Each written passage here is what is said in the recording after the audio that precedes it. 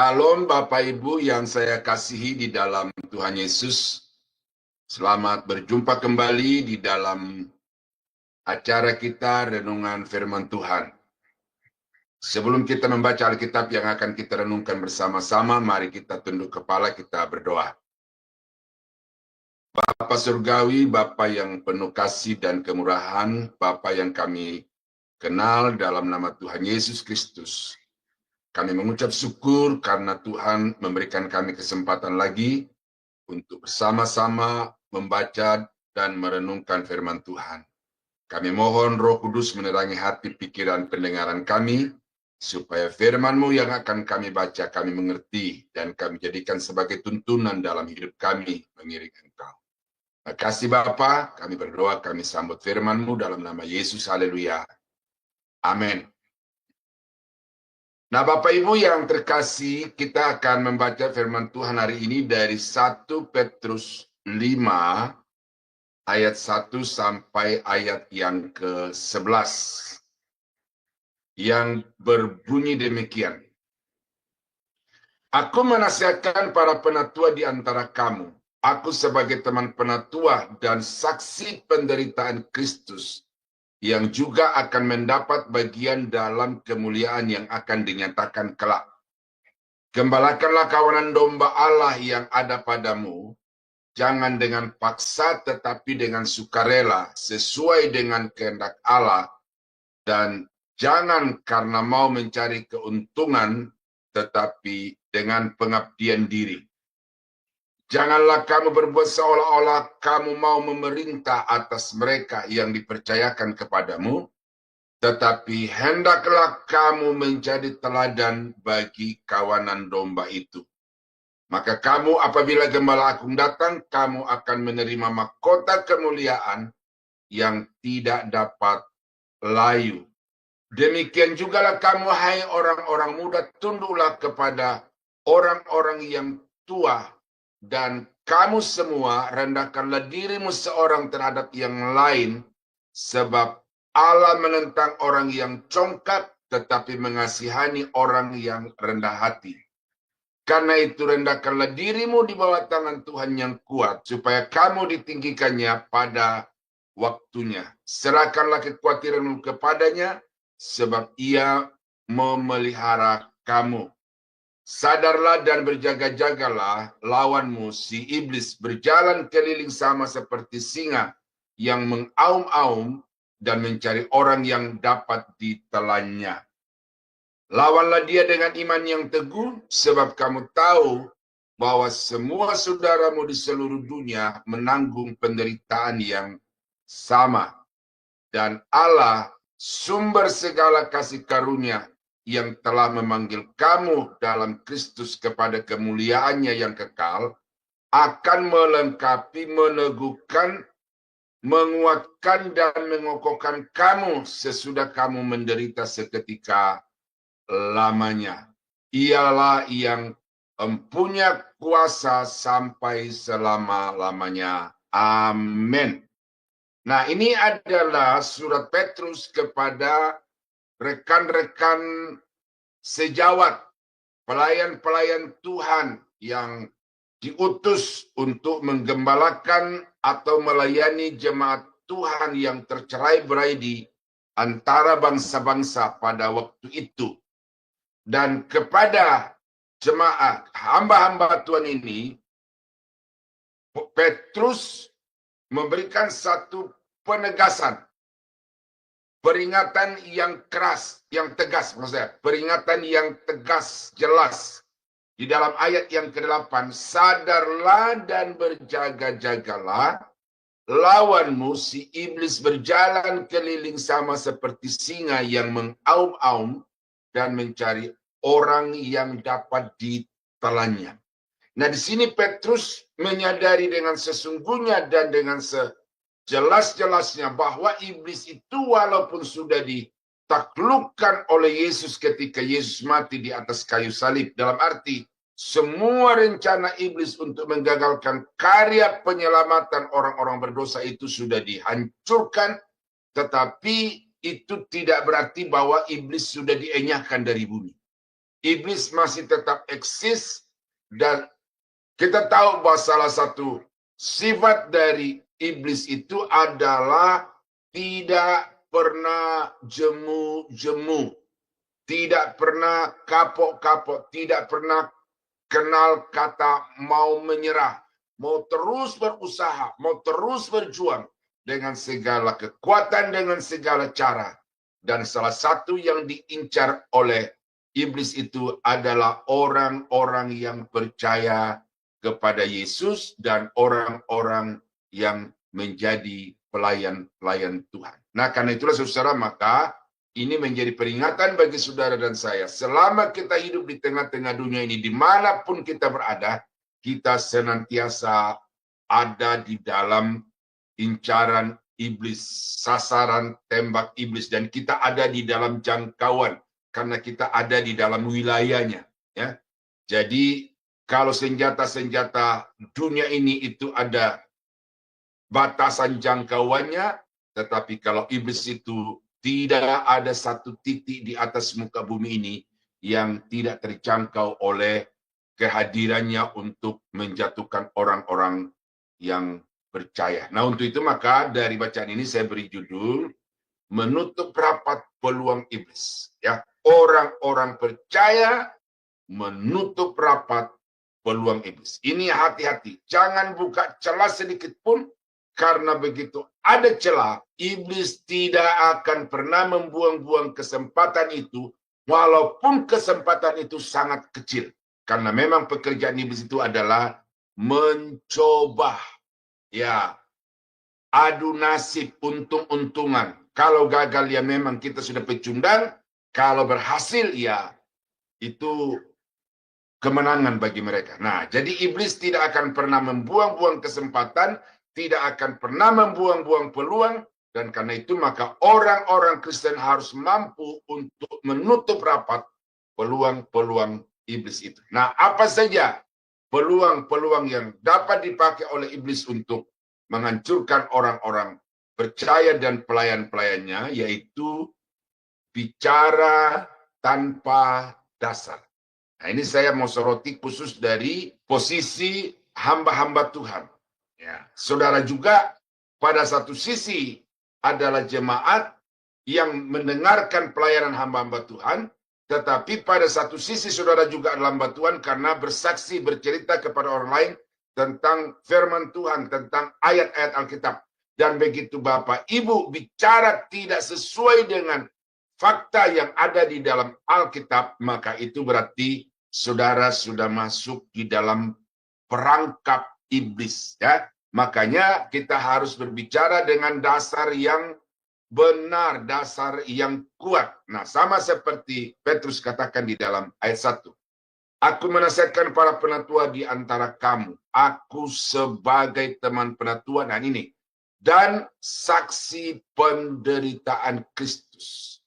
Aku sebagai penatua dan saksi penderitaan Kristus. Jadi apa yang menjadi dasar Petrus untuk menasehati, mengingatkan rekan-rekan sesama hamba Tuhan adalah karena Petrus itu saksi mata. Ya, orang bilang sekarang itu sumber primer tentang segala sesuatu yang Yesus kerjakan di tengah-tengah dunia ini. Nah, oleh karena itu maka pemberitaan Petrus, ajaran Petrus, nasihat Petrus adalah ajaran yang terpercaya. Ajaran yang tidak dapat diragukan kebenarannya. Tetapi bersamaan dengan perjalanan waktu, ya, sampai kita sekarang ini kita melihat bahwa iblis itu memakai orang-orang dengan jubah pendeta, dengan jubah nabi, guru, dan rasul, tetapi mereka adalah orang-orang yang berbicara tanpa dasar, berbicara berdasarkan asumsi, berbicara berdasarkan keyakinan, berbicara berdasarkan kebohongan. Ya, itu sebabnya saudara, maka yang perlu Bapak Ibu tutup rapat supaya saudara jangan ditelan oleh si jahat, si iblis itu adalah bicaralah dengan jujur, karena iblis itu memang bapak segala pendusta. Ya, iblislah yang menjadi bapamu dan kamu ingin melakukan keinginan-keinginan bapamu. Dia adalah pembunuh manusia sejak semula dan tidak hidup dalam kebenaran. Sebab di dalam dia tidak ada kebenaran. Apabila ia berkata dusta, ia berkata atas kehendaknya sendiri. Sebab ia adalah pendusta dan bapa segala dusta. Ya, jadi saudara-saudara mesti sadar bahwa iblis itu selalu mengincar orang-orang yang ragu, yang bimbang, yang punya semangat tinggi dalam pelayanan tetapi tidak punya dasar Alkitab yang kuat. Orang-orang itu adalah agen-agen iblis, antek-antek iblis. Dan orang itu berada di bawah kendali iblis sepenuhnya untuk mempengaruhi orang-orang yang percaya dan juga bahkan hamba-hamba Tuhan. Dan kita terbukti menyaksikan dalam sejarah bahwa ada begitu banyak pendeta yang sudah sekian puluh tahun melayani tapi akhirnya mualaf, akhirnya meninggalkan pelayanan, meninggalkan imannya kepada Yesus dan kemudian menjadi pengikut bapa segala pendusta yaitu iblis. Ya. Yang kedua, peluang iblis untuk menelan penatua-penatua, pelayan-pelayan Tuhan adalah mencari keuntungan dari pelayanan. Nah, Petrus berkata kepada penatua-penatua pada waktu itu dalam ayat yang kedua, gembalakanlah kawanan domba Allah yang ada padamu, jangan dengan paksa, tetapi dengan sukarela. Ya, sesuai dengan kehendak Allah. Dan jangan karena mau mencari keuntungan, tetapi dengan pengabdian diri. Jadi jelas di sini, saudara. Petrus melarang hamba-hamba Tuhan untuk mencari keuntungan melalui pelayanan. Mencari keuntungan dalam dunia bisnis itu alami, itu harusnya begitu. Tetapi kalau pelayanan yang merupakan ladang pengabdian diri, tetapi kemudian di sana kita berkreasi untuk mendapatkan keuntungan bagi diri sendiri, maka itu adalah peluang iblis. Dan kita melihat sekarang ini motivasi-motivasi dari pelayan-pelayan Tuhan itu di seluruh dunia. Saya berani katakan itu di seluruh dunia. Bahwa banyak di antara mereka itu yang masuk ke dalam ladang pelayanan pekerjaan Tuhan karena mereka menganggap bahwa itu adalah profesi yang kemudian dipakai untuk bisa meniti karir. Profesi yang dipergunakan untuk mendapatkan hal-hal yang bersifat materialistik. Dan orang-orang yang datang di gereja, orang-orang yang melayani layanan pekerjaan Tuhan itu dengan motivasi seperti ini, mereka itu sedang membuka pintu gerbang bagi iblis untuk menguasai mereka. 1 Timotius 6, 9, 10. Tetapi mereka yang ingin kaya jatuh ke dalam pencobaan. Nah, jadi orang yang mau mencari kekayaan melalui pelayanan, orang yang mengiring Tuhan dengan mau mencari kekayaan, itu mereka sedang menjatuhkan diri ke dalam pencobaan. Jatuh ke dalam jerat dan jatuh ke dalam berbagai-bagai nafsu yang hampa dan yang mencelakakan, yang menenggelamkan manusia ke dalam keruntuhan dan kebinasaan. Ya, jadi jangan bermotivasi ingin kaya dalam mengiring Tuhan. Jangan beranggapan bahwa kalau saya mengiring Tuhan, saya akan menjadi orang kaya, orang yang diberkati dan bukan dikutuk, orang yang naik dan bukan turun. Ya, itu hati-hati. Karena terlalu banyak orang-orang Kristen sekarang itu yang motivasi pengiringannya kepada Tuhan itu adalah berkat, mujizat, berhasil. Orang-orang seperti itu ada di depan mulut iblis yang tinggal sekali gerak, dia akan diterkam dan ditelan. Karena akar segala kejahatan ialah cinta uang, sebab oleh memburu uanglah beberapa orang telah menyimpang dari iman dan menyiksa dirinya dengan berbagai-bagai duka. Nah, itu pernyataan yang tegas yang dinyatakan oleh Paulus kepada anak rohaninya, kader generasi penerus pelayanannya khususnya di Efesus. Dia berkata, jangan sampai engkau berambisi untuk menjadi orang kaya, kemudian menjadikan pelayanan sebagai ladang untuk memperkaya diri. Karena kalau engkau memiliki sifat itu, maka engkau akan jatuh ke dalam perangkap iblis. Saya mendapatkan sebuah channel YouTube, seorang pendeta yang selalu berpeci itu ya. Lalu dia bahas buku dari karangan pendeta Dr. H.L. Senduk, pendiri Gereja Bethel Indonesia. Ya, lalu dia menulis buku Sejarah Gereja Bethel Indonesia. Nah, lalu menurut memposting itu bahwa di dalam buku itu, ya saya juga punya bukunya, tetapi saya mengutip itu, dalam buku itu Dr. H.L. Senduk mengatakan bahwa ada dua faktor yang membuat orang itu terpecah belah, gereja terpecah belah. Ya. Yang pertama adalah karena masalah pemahaman doktrin yang salah. Pemahaman doktrin yang salah kemudian dipegang secara teguh, tidak mau melakukan satu penelitian yang lebih dalam, penggalian yang lebih dalam dari ajaran. Tetapi apa yang sudah dapat itu saja dipegang, dan kalau mau diberitahu oleh teman-teman yang lain, maka kemudian menjadi marah. Lalu kalau dia punya potensi keuangan, punya potensi untuk bisa mempengaruhi orang lain, maka kemudian mendirikan gereja sendiri. Nah, lalu yang kedua yang dikatakan oleh pengulas dari buku itu di dalam channelnya, bahwa yang membuat gereja terpecah belah itu adalah karena masalah kekuasaan. Banyak orang yang berambisi untuk menjadi pimpinan karena mereka termotivasi kalau menjadi pimpinan maka bisa punya kekuasaan, punya otoritas untuk mengendalikan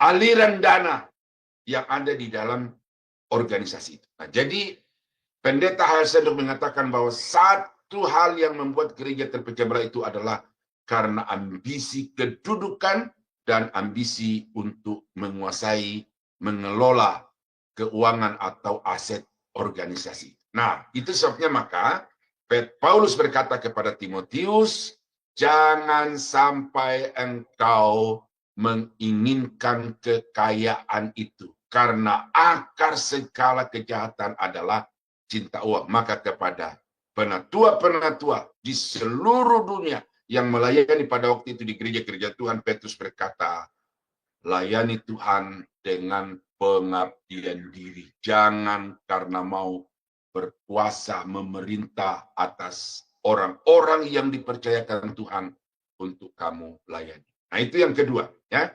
Jadi pintu gerbang iblis yang kedua yang saudara mesti tutup rapat adalah jangan mencari keuntungan material di dalam pengiringan kepada Tuhan. Jangan mencari keuntungan finansial di dalam melayani Tuhan. Karena orang-orang yang seperti itu sedang membuka diri untuk dikuasai oleh iblis.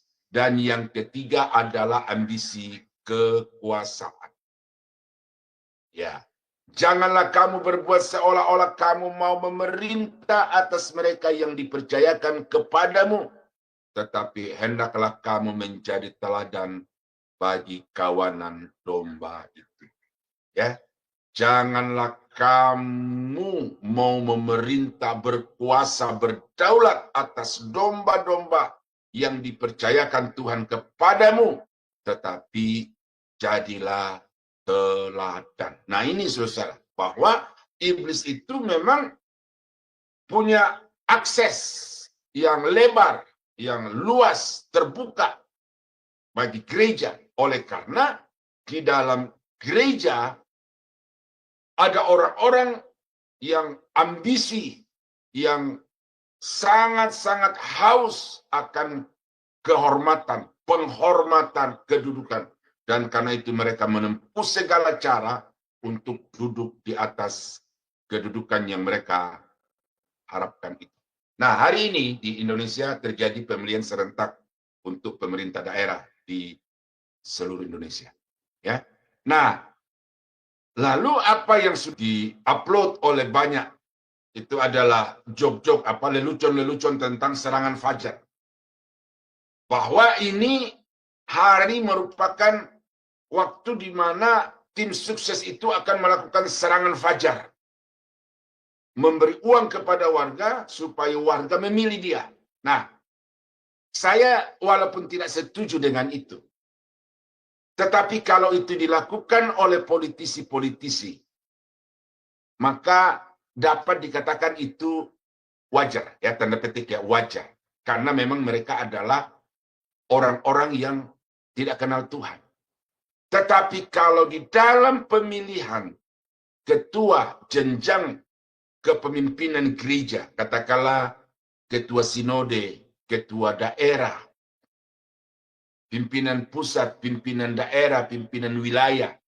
Lalu pada saat dilakukan pemilihan itu kemudian mereka menyuap, menyogok, maka itu adalah perilaku yang sangat-sangat bertentangan dengan Alkitab. Itu adalah perilaku-perilaku najis. Karena sistem dunia, pola dunia telah masuk ke dalam gereja Tuhan. Nah, itu sebabnya maka Petrus berkata kepada penatua-penatua yang melayani gereja-gereja pada waktu itu, jangan kamu mau menjadi pemerintah atas orang-orang yang dipercayakan kepadamu, tetapi jadikan dirimu sebagai teladan. Ya, saudara-saudara, ini penting karena ya ironi lah ya. Jadi gereja terus terpecah belah. Gereja Bethel Indonesia pecahan dari GBIS. Gereja Bethel Indonesia pecah menjadi Gereja Betani Indonesia. Gereja Bethel Indonesia pecah menjadi Gereja Tiberias Indonesia. Pecah lagi menjadi GSKI, Gereja Suara Kebenaran Injili. Pecah lagi menjadi Gereja Bethel Injili Nusantara. Jadi ada pecahan-pecahan dan ini salah satu faktor yang menyebabkan perpecahan itu adalah karena kotornya permainan politik di dalam menduduki jabatan pemimpin. Ya, ini saya berani katakan ini karena saya terlibat langsung sebagai salah satu anggota dari Gereja Bethel Indonesia. Nah, jadi saudara-saudara ini mesti waspada karena iblis itu mempengaruhi, ya, memprovokasi orang-orang untuk duduk di atas jabatan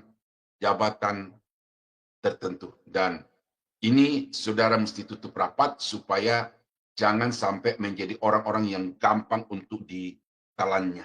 Nah, ini contoh konkret, ya. Haus ambisi kekuasaan itu kemudian melakukan apa yang iblis suka. Nah, ini dalam 2 Samuel pasal 13, 28, 29. Lalu Absalom memerintahkan orang-orangnya. Demikian, perhatikanlah apakah hati Amnon menjadi gembira karena anggur, artinya mabuk. Dan aku berkata kepadamu, paranglah Amnon. Paranglah itu penggal kepalanya dengan pedang. Maka haruslah kamu membunuh dia. Jangan takut. Bukankah aku yang memerintahkannya kepadamu?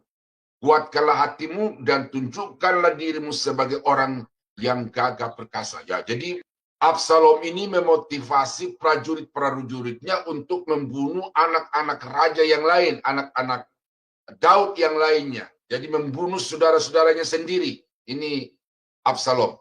Ya, apa yang menjadi dasar Absalom melakukan itu karena ingin duduk di atas takhta Daud, bapaknya sendiri. Nah, orang-orang Absalom memperlakukan Amnon seperti yang diperintahkan Absalom. Lalu bangunlah semua anak-anak raja. Nah, jadi dia melakukan satu taktik yang begitu licik, ya. Dia bikin perjamuan, dia undang semua anak-anak raja, ya. Lalu datang, dan ketika mereka sudah mulai aksi untuk membunuh anak-anak raja itu dimulai dari Amnon, maka yang lainnya itu segera melarikan diri karena mereka mau menyelamatkan diri. Ya, lalu bangunlah semua anak raja itu, mereka menaiki bagalnya masing-masing dan melarikan diri. Jadi saudara kita di sini, iblis mengacaukan negara, ya, karena ambisi kekuasaan.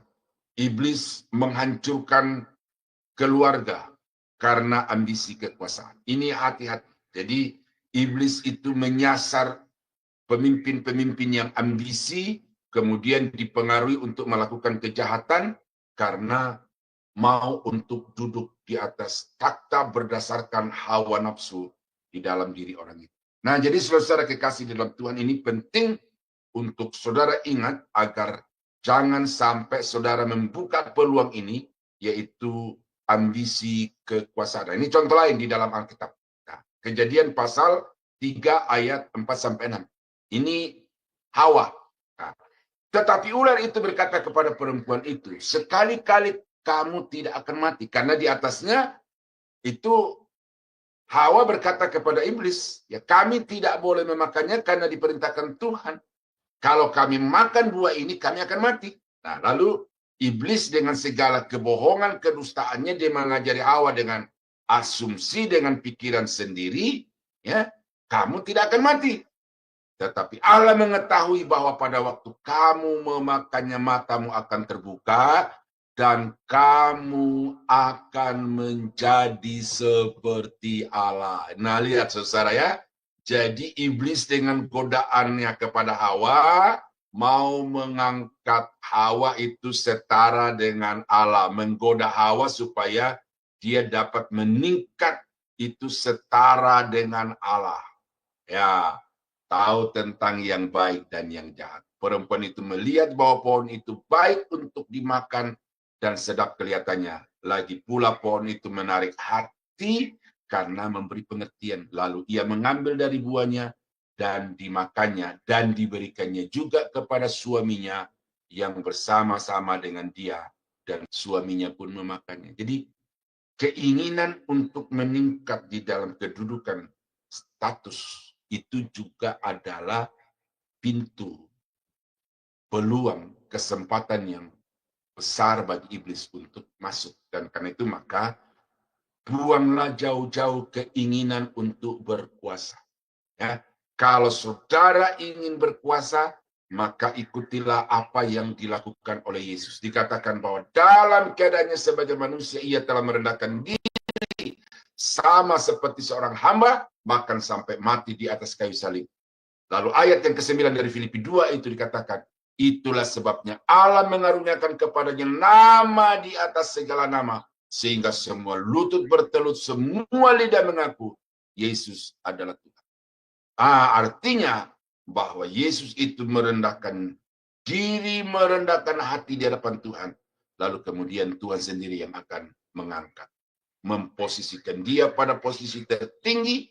Kemudian semua lidah mengaku, semua lutut bertelut, menyembah, mengakui kekuasaan, kedaulatan, kepemimpinan Yesus. Nah, jadi saudara-saudara, itu 3 hal yang saya sampaikan pada hari ini kepada Bapak Ibu. Peluang-peluang iblis yang saudara mesti jaga di dalam hidup ini, jangan sampai itu dipakai oleh iblis untuk menguasai saudara. Yang pertama adalah jangan sekali-sekali menyebarkan kebohongan. Yang kedua, jangan sekali-kali menjadikan pelayanan pekerjaan Tuhan atau pengiringan kepada Tuhan itu untuk mencari keuntungan ekonomi.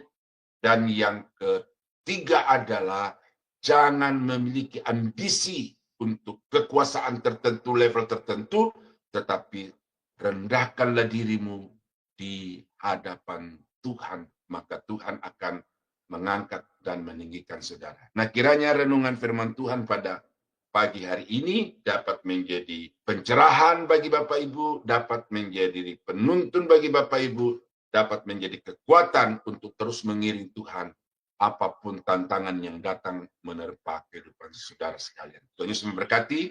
Mari kita tunduk kepala kita berdoa. Bapa di surga, terima kasih untuk Firman-Mu hari ini memberitahukan kepada kami tentang taktik, strategi, peluang iblis. Dan kami bersyukur Bapa, firman-Mu telah mengungkapkannya, sehingga kami dapat menutup rapat peluang itu. Dan kami senantiasa nyaman, aman, tentram di dalam perlindungan Tuhan. Terima kasih Bapa, materaikan firman-Mu dalam hati kami dengan Roh-Mu yang kudus, supaya dimanapun kami berada, kami akan selalu hidup di dalam iman yang teguh kepada Tuhan. Dalam nama Yesus, kami berdoa, kami akhiri renungan firman hari ini. Haleluya. Amin.